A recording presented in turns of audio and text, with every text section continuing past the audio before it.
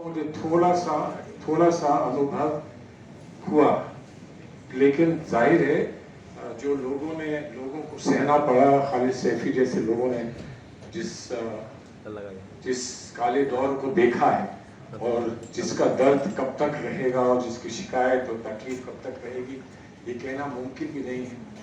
लेकिन मेरी नाखिस राय है कि आप लोग यहाँ सब मौजूद हैं और यकीनन 3 साल हो गए और आज तक मुकदमे चल रहे हैं, चार्जशीट्स फाइल हो रही हैं, आज तक बुनियादी फैसले हुए नहीं। लेकिन हिम्मत ना हारें कि उम्मीद की किरण कभी कभी दिखती है हर लेवल पर, ट्रायल कोर्ट्स के लेवल पर, हाई कोर्ट के लेवल पर और कहीं कहीं सुप्रीम कोर्ट के लेवल पर। जो अभी हमारी बहन ने कहा वो यकीनन सही है।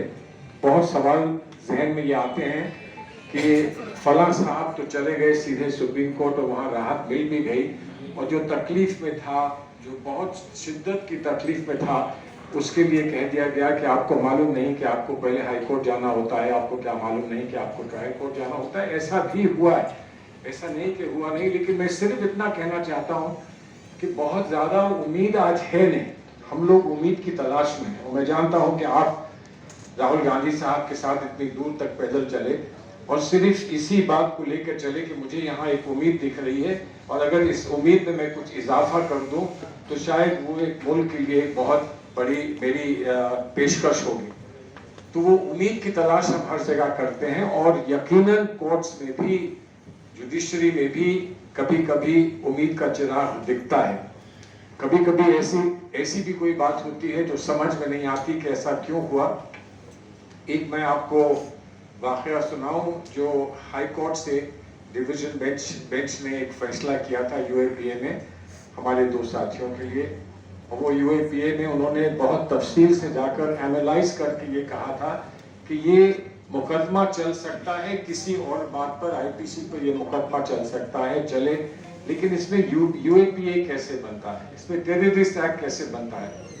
और ताज्जुब मुझे इस बात का हुआ कि ये मामला सुप्रीम कोर्ट तक गया।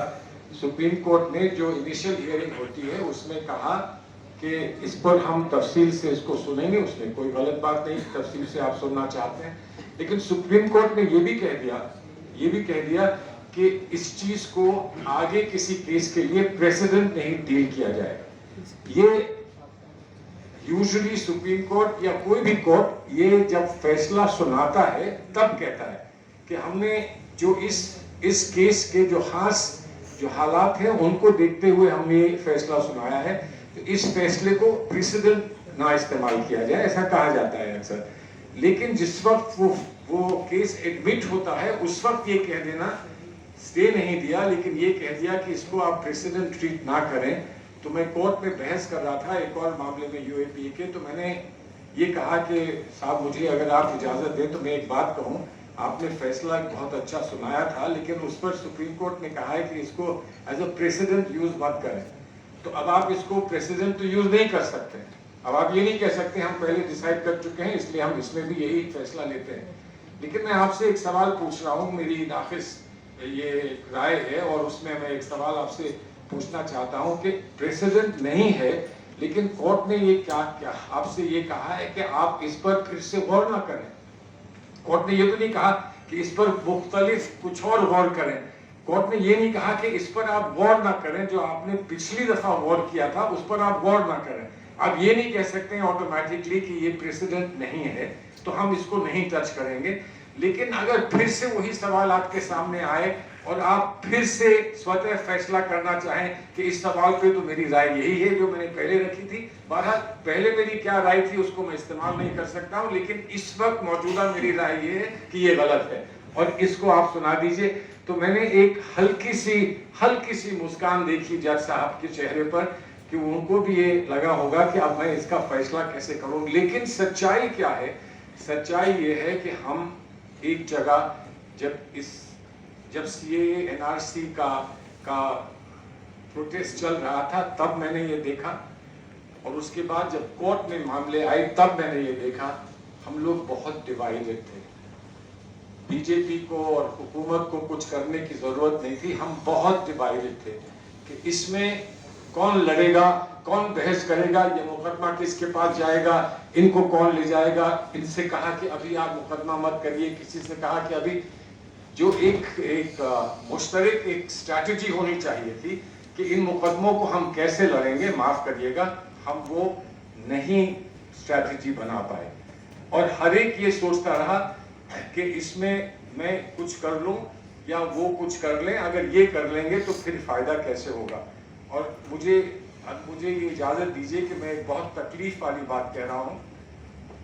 मैंने चिदम्बरम साहब से बात की, होम मिनिस्टर रह चुके हैं, मैंने उनसे बात की कि आप जामिया में और शाहीन बाग में चले जाएं तो अच्छा होगा, तो और वो बेचारे तैयार हो गए। मैंने बेइंतहा कोशिश की कि चिदम्बरम साहब को शाहीन बाग और जामिया पहुंचा दिया जाए। वो जाने को तैयार थे, 3 दिन वो तैयार रहे, लेकिन जो लोग तहरीक में मौजूद थे, जिनका इन्वॉल्वमेंट था, और जाहिर है उनका हक बनता है, उन्होंने कहा कि ये होम मिनिस्टर रहे हैं, इन्होंने नक्सलियों पर वार किए थे, इसलिए हम इनको नहीं आने देंगे। सवाल उस वक्त ये नहीं था कि नक्सलाइज के साथ चिदम्बरम ने होम मिनिस्टर रहते वो क्या किया था। अगर वो समझते हैं कि गलत किया था, उनसे कह देते, अपने घर बुला के चाय पिलाकर कहते कि इस मामले में हम आपसे इख्तिलाफ रखते हैं, हम इसमें आपके साथ नहीं हैं। लेकिन उस वक्त हिंदुस्तान का होम मिनिस्टर, अगर जो रह चुका है होम मिनिस्टर, आकर ये कहता है कि इन बच्चों के साथ ज्यादती हो रही है, तो पूरी दुनिया सुनती कि हिंदुस्तान का एक माना हुआ होम मिनिस्टर ये कह रहा है। मैं सिर्फ इसको इसलिए कह रहा हूँ, हो सकता है कि लोगों की राय सही रही हो सकता है कि गलत हो सकता है हम उनकी तकलीफ ना समझ पाए हो, लेकिन हमारी जो जद्दोजहद थी, उसकी जो स्ट्रैटेजी थी, उसमें हम कहीं कमजोर पड़ गए कि उसका लीडर कौन था। हर एक लीडर बनना चाहता था या कोई भी लीडरशिप नहीं लेना चाहता था, उसकी वजह से हम वहां नहीं पहुंच पाए। अब मैंने जो इशारा किया था योगेंद्र यादव साहब के लिए, वो इशारा ये था कि मेरी पार्टी को भी बहुत तकलीफ है जो हुआ है उससे। मैं सिर्फ अपनी पार्टी से एक इल्तिजा करता हूं, मैं सब पार्टियों से इल्तिजा करता हूं, खुलकर ये तो कहो कि हम हुकूमत में कभी आएंगे तो ऐसा नहीं होगा। हमने अभी तक नहीं कहा हिंदुस्तान में किसी ने कि हम आएंगे तो ऐसा नहीं होगा, और ऐसा नहीं होगा उसके लिए हम एक तरतीब तैयार करेंगे। हम एक सिटीजन्स राइट्स का एक मसौदा तैयार करेंगे कि ऐसा कभी कोई पुलिस वाला ना कर पाए। बहुत सारी कोशिशें हुई हैं हिंदुस्तान में, पहले भी हुई हैं और यूपीए के दौरान भी हुई और लोगों ने भी की हैं, लेकिन अभी तक जो कुछ भी मदद हो पा रही है वो जो जजेस हैं, जो साफ जहन के जजेस हैं, वो कर रहे हैं। अभी पॉलिटिकल पार्टीज ने खुलकर ये नहीं कहा है कि हम ऐसा फिर कभी नहीं होने देंगे। तकलीफ होगी उसमें, आपको गाली देने का अगर हम मौका देंगे तो हमें तकलीफ होगी, आप गाली दे रहे हैं, लेकिन आज हमको ये कहना पड़ेगा इस मुल्क को अगर बचाना है कि कल हमें कोई गाली देगा तो हम बर्दाश्त करेंगे कि हमको डेमोक्रेसी के लिए इसे बर्दाश्त करना है, हमें बर्दाश्त करना है। ये नहीं कि आप अच्छी अच्छी बातें कहें, आपको फ्रीडम है, लेकिन जहां पर आप तल्ख बात कहेंगे और सख्त बात कहेंगे तब आपकी फ्रीडम वहीं पर जाकर रुक जाएगी। तो आप जो भी तहरीक चला रहे हैं, मैं आपके लिए आपके साथ पूरी तरह से आपकी हमदर्दी में मैं यहाँ मौजूद हूँ, रहूंगा, लेकिन मैं आपसे इंतजार कर रहा हूँ कि एक ग्रैंड स्ट्रैटेजी बनाई जाए कि जो भी हुकूमत में आए, जैसे भी आए, वो फिर ऐसा कर ना पाए अपने को बचाने के लिए या किसी और पर इस तरह से पेश आने के लिए, वो ऐसा फिर कर ना पाए। ऐसा कोई चार्टर बने, हमारे कॉन्स्टिट्यूशंस में अमेंडमेंट हो, नए कानून बने, नए जजेस को इस बात के लिए ट्रेन किया जाए कि पहले दिन तो कह दें कि साहब ये तो हीरियस क्राइम है, तो मुल्क के खिलाफ है, और उसके बाद फिर 3 साल बाद कहें ये तो क्राइम बनता ही नहीं है और आपको बेल दे दें 3 साल बाद। जहां जहां बहस हुई है, पुलिस ने ये नहीं सिर्फ कहा है कि इन्होंने मुल्क की मुखालफत में कुछ किया है, पुलिस ने जगह जगह ये कहा है कि इन्होंने चक्का जाम करने का एक ऐलान किया था।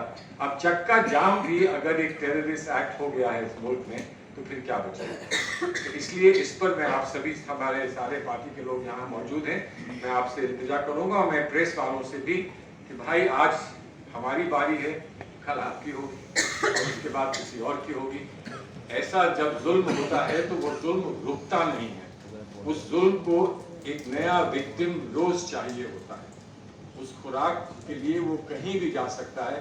तो आज हम जाग जाएं, हमारी शिकायत हो तो वो भी हमसे कह दें, किसी और की शिकायत हो तो वो भी उनसे कह दें, लेकिन कहें कि अब आगे ऐसी शिकायत किसी से नहीं होगी, क्योंकि हम ये मौका किसी को आगे नहीं देंगे। बहुत बहुत शुक्रिया सर।